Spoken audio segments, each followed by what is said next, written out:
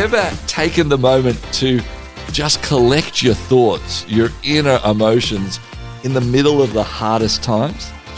It sort of sometimes feels like the last thing we want to do, but we know there's a sort of a cathartic part of that, but also there's an aspect of learning that can come. Learning for yourself as you look back at it later on, and learning for others, as we've discovered with our guest on Towards Understanding today. Naomi Reed joins the podcast as we talk about her going through some of the hardest times over in Nepal, and in that moment she started writing it down, and soon enough she discovered she was quite a good storyteller. In fact, she's gone on to do so many other stories as well.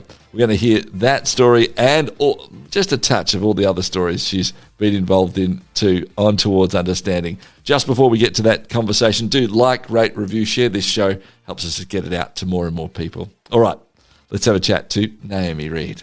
G'day, Naomi. Hello, lovely to be here. It's wonderful to have you here, and I'm really looking forward to hearing the story behind the stories and then some of those stories, which we're going to get to. But first, can we talk a little bit about the way that you even got to writing in the first place? Because that's a fascinating story before that. Can you talk to us about that? This is not your first book. This is not the first time you've written. So can you tell us a little bit of that journey? Yeah, so it all began quite surprisingly, actually. Darren and I, my husband and I, we both trained as physiotherapists, so a sort of science background, not writing background. And in our early 20s, when we were newly married, really just convicted by the love of God to us and what does it mean to respond and love the peoples of the world. And, you know, in a sort of 20-year-old, quite naive, excitable way, really with that sense of wanting to serve God wherever he had us, and at the same time finding about the needs in Nepal. Back then it was the early 90s, and there were 2 Nepali bachelor-level physios for the whole country of 24 million people. In Australia, guess how many physios we have? Well, I would not have a clue, but a lot more. 35,000. Wow. So in Australia, in Nepal, there were 2, and one of them was out of the country. So it was an incredible need back in the 90s. There was no training program either. So we went and served there. It was also a time when Nepal was one of the 10 poorest countries in the world. It was a Hindu kingdom. More than 90% followed the Hindu religion. There was a tiny amount of Christians. They were being persecuted. There were Christians in jail. It was an incredible time to be there, incredible need, overwhelming at times, but such a privilege. And so we lived there for 6 years all up, serving as physios. The first 3 years I was working in a leprosy hospital, so that was another amazing privilege to sit with the people who had never been loved and who had been outcast, who had been living in caves, eating berries for years. So it was profound time for me, I think, understanding again the goodness of God and how that outworks in different countries, in different languages, what happens when the most condemned people in that society come to know the love of Jesus. So it shaped me. All those years in our 20s shaped me. And then we did another 3-year term with all our 3 sons. So we went back to Nepal and did another term in 2003. And by then Nepal was in civil war. So there was bombs and gunfire, there was strikes, curfews.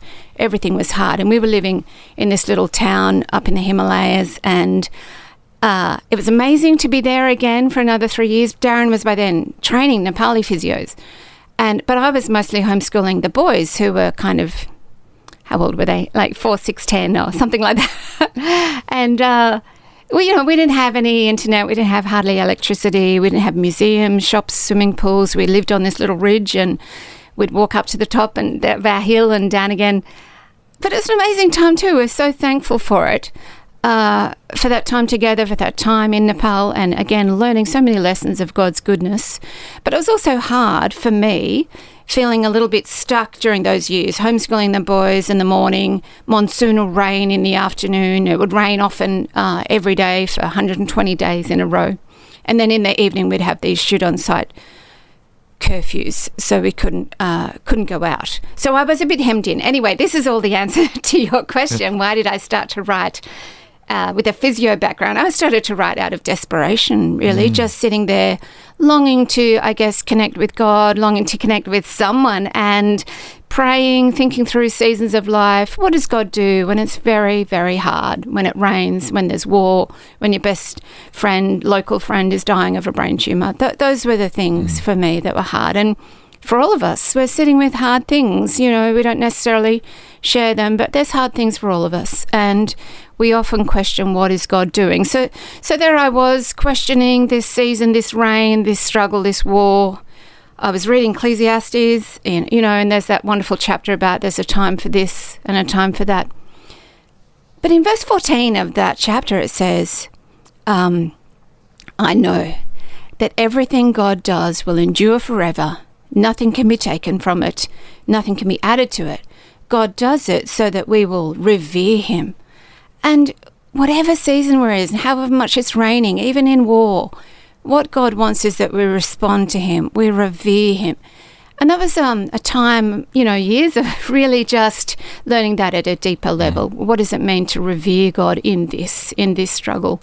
And so all of that thinking turned into a book, 70,000 words of thinking. And I didn't really mean it to be a book, but at the end of it, I'd written these 70,000 words. I called it my seventh monsoon because that's when I wrote it, during that 120 days of rain during our seventh monsoon. And actually, I showed it to Darren after I'd written it. And he read it and said, well, it's very good, but he said, I don't think anyone else would want to read it. And then I showed it to one other friend, and she said, Naomi, I think that's a book. And so that's why I sent it to the publisher. It was, surprisingly published and then read widely. And then a UK-based publisher took it over, and it's been 20 years now. They're doing another reprint. Wow. And just, incredible, like something like 30,000 copies. Just nothing I would have imagined. Yeah. But because of that, and seeing the power of sharing our own stories, and not just in a navel-gazing way, but in a looking to God and seeing, how has he changed my life? How has he enabled it? How has he worked around me in these incredible, surprising ways to bring glory to himself, to bring people to know him? It's all about Jesus. It's all about what he is doing. And as we share that honestly within our struggles, we connect with other people. There's this surprising thing happens that, people were reading it and they hadn't been to Nepal and they weren't necessarily physios, but they were connecting. And there's this thing that happens as humans walking along together, trying to look to Jesus together. So seeing the power of that, I guess, then led to more writing. I wrote other books, other opportunities. But then 6 years ago, that's when this role started with the Bible Society. And they said, can you go around and collect hundreds of stories of people coming to faith in Jesus? And particularly, I guess, as a Bible Society, they wanted to know, well, how is reading the Bible, part of that process that God uses to bring people to himself. So when I collected these 300 stories, it was also about, along the way, tell me about a Bible verse that's impacted you. And that's been interesting as well.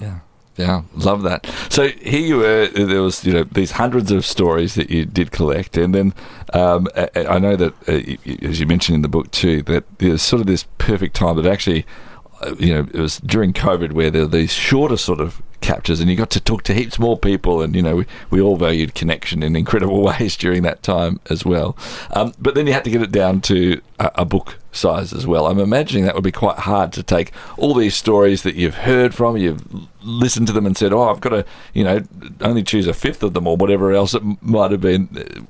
I'm guessing that was hard. It was really hard, yes. So I did the 300 stories mainly during COVID and loved being on the phone. It wasn't what I imagined, but that's how it worked out because of COVID, on the phone to people, getting these 300 stories. And then when I got to 300, I said, I actually gave myself some time. I'm going to stop. I'm going to read them all again.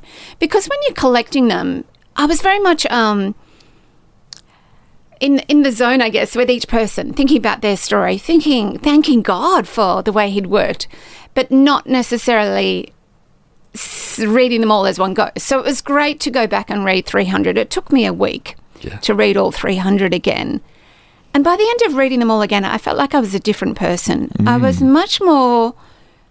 just amazed, again, by the way God works, but also seeing the variety in the way that God works, but also seeing the some patterns that I hadn't actually noticed when I was writing all the 300.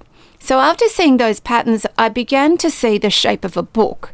And it's one thing to just collect lots of stories, but if you just mush them all together, it doesn't really turn into a book. When someone wants to read a book, they want a beginning and an end. They want a shape to it. They want to know where they're heading, and they want you to take them somewhere.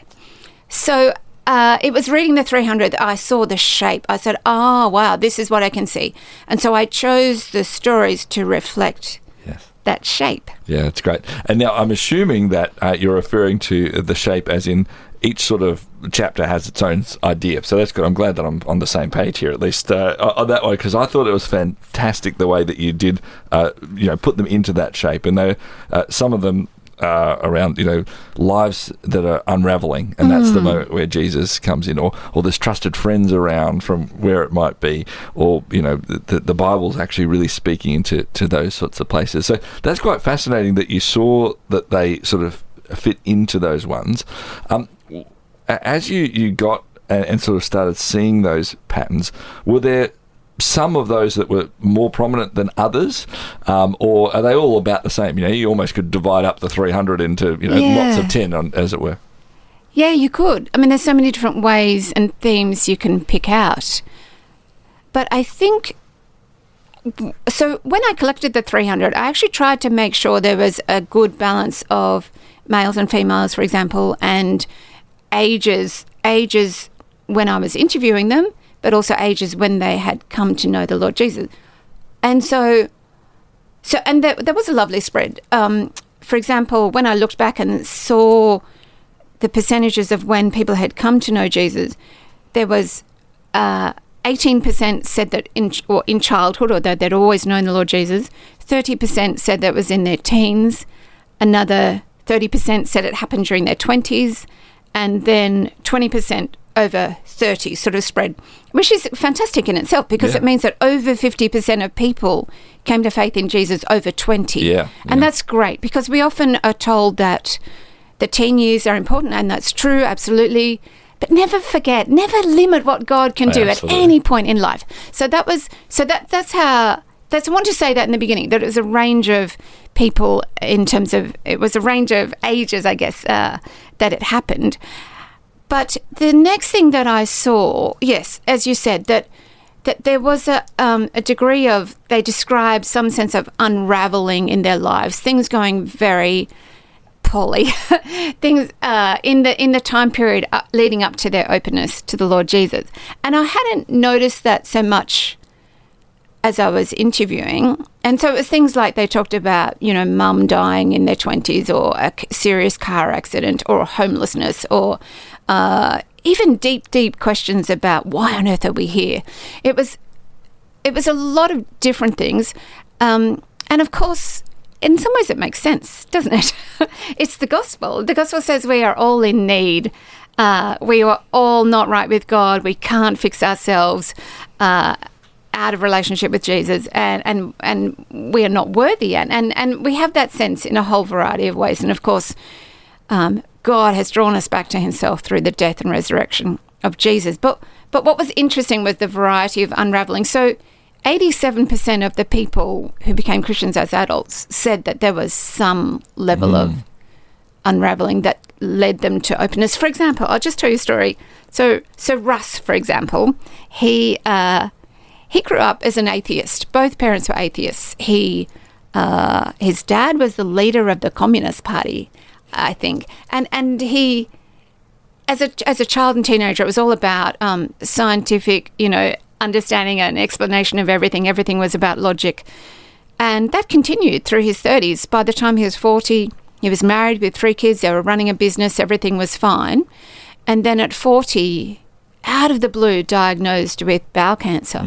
And it was not, he had no symptoms. It was just picked up in random testing. And so within 10 days of the diagnosis, he was on the operating table having surgery. So very, very sudden.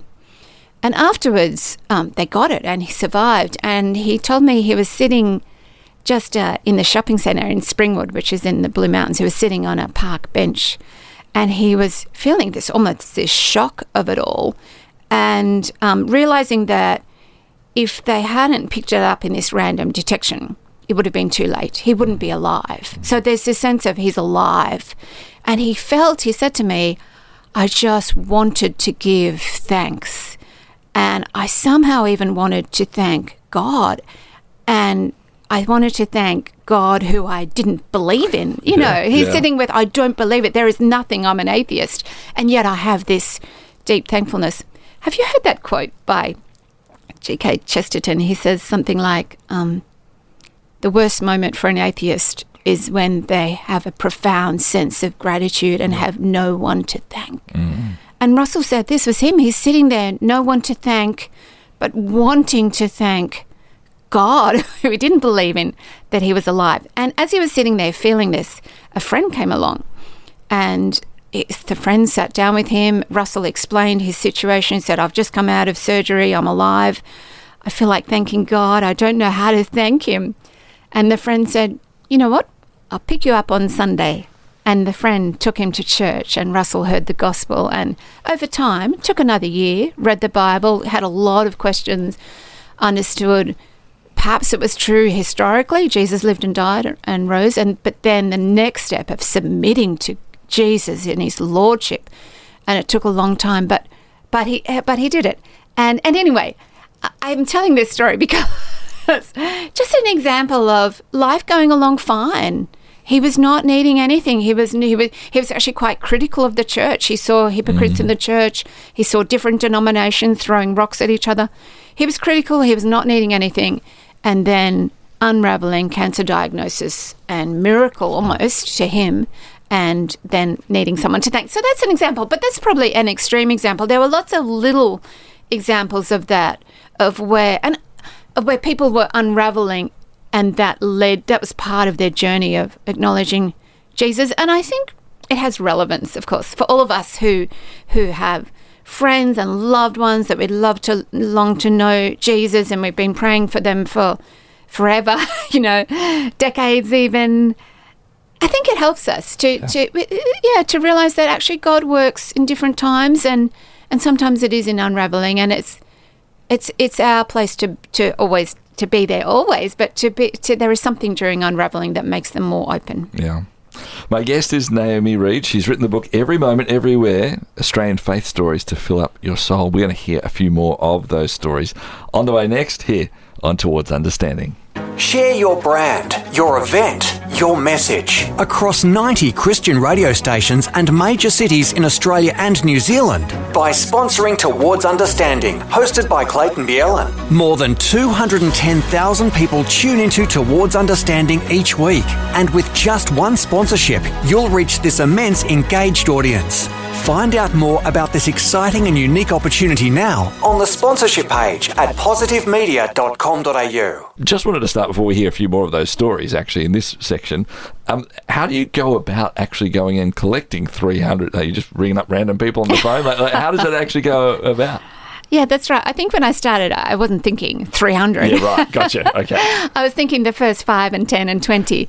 And of course, we all have circles, don't we? And we all have people close to us, our friends or family or people in our Bible study group or in our local church.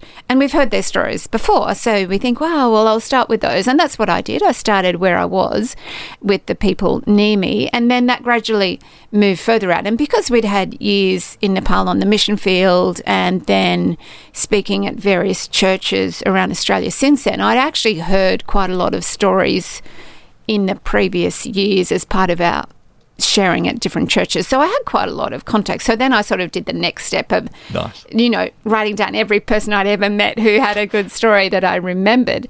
And then after that, there was lots of times when I was feeling like I was running out. And it's a wonderful thing to be running out, because for me, it makes me more dependent and prayerful. Oh, God, who do you want me to speak to next? I've got a deadline and I don't know. It's the pandemic. I can't go anywhere. And so that was actually a lovely process. I tend to be someone who prefers to, stay in control.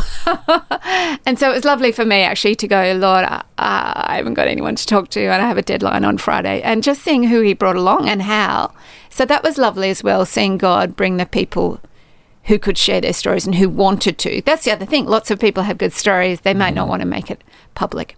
And then after that, I also asked people, after people shared their stories, people often found it very therapeutic as well, and a lovely way of getting someone else to capture quite succinctly their testimony, and so that was lovely for them. And so when I asked them, do you know anyone else who would like to do that, they then led me to the next person. So that's how the process of getting hundreds it's really went. good.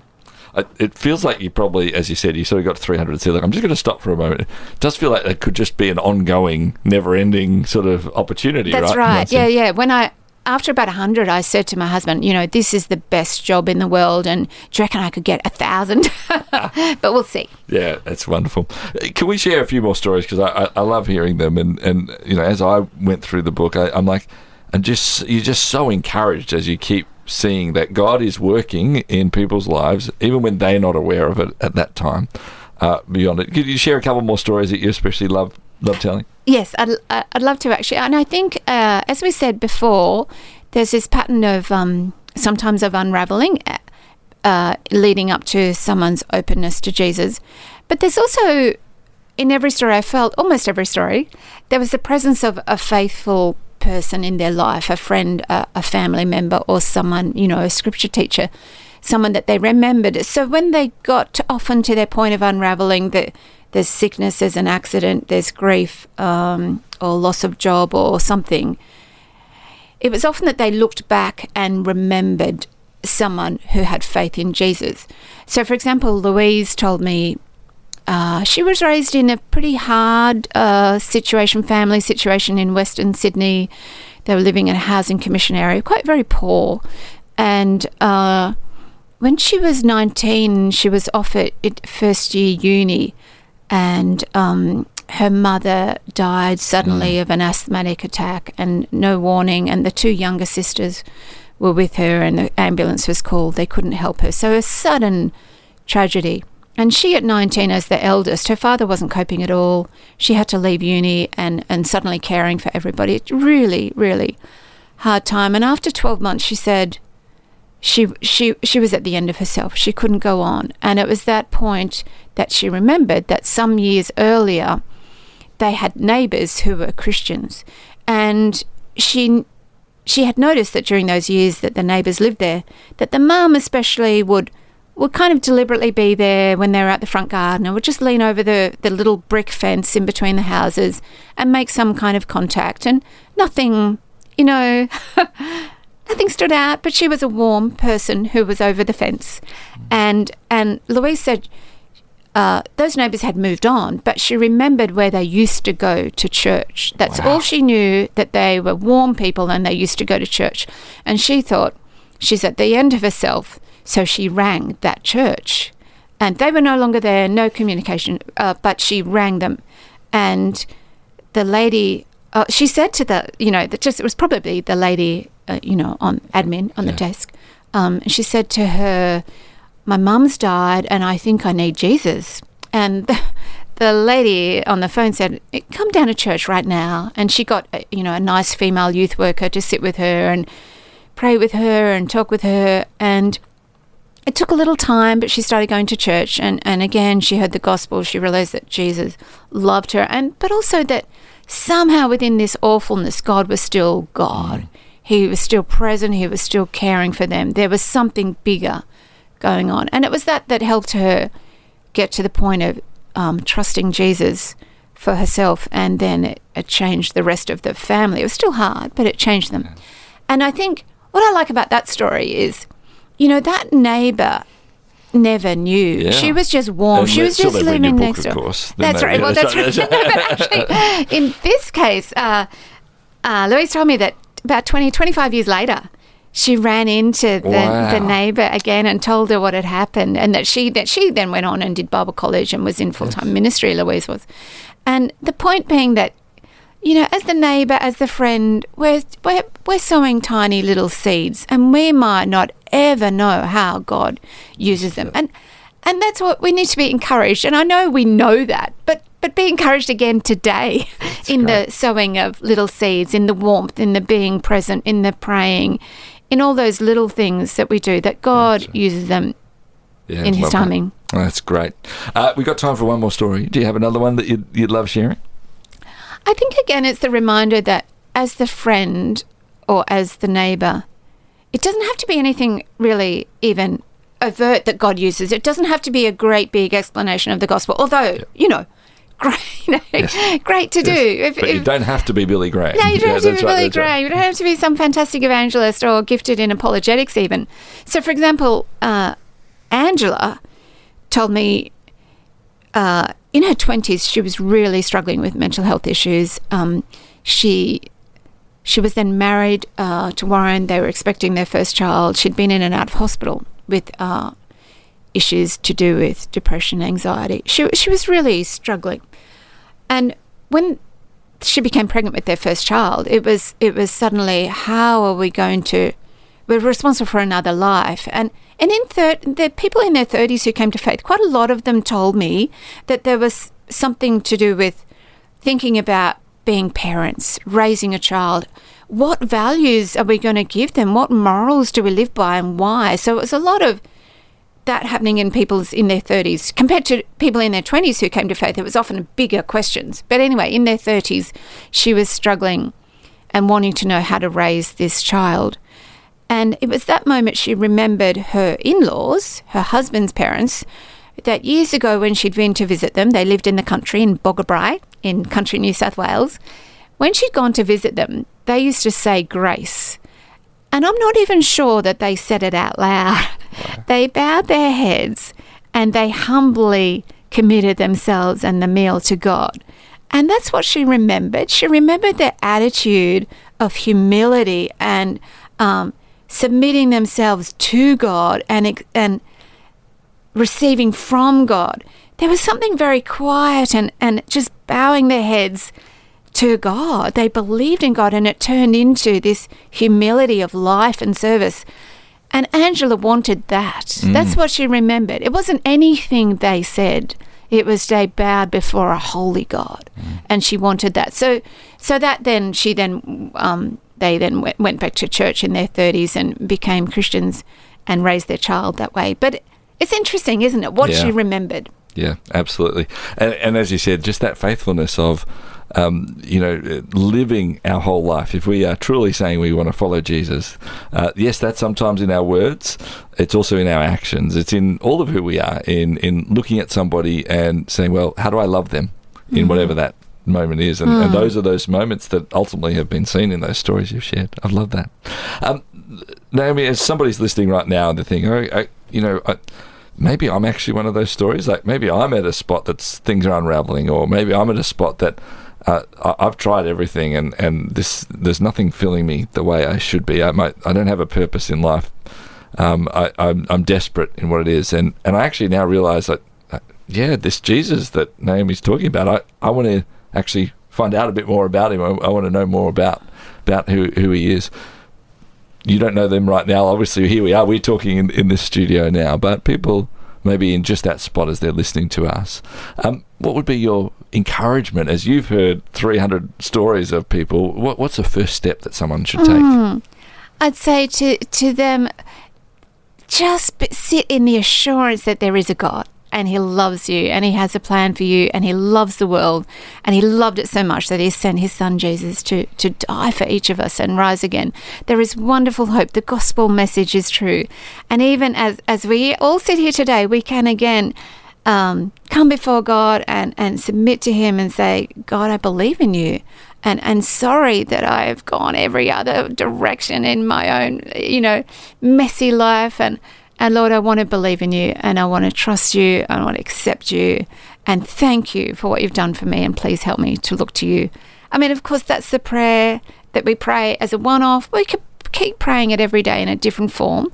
And also, of course, there are so many people around, each of us potentially who can help us in that journey of knowing Jesus.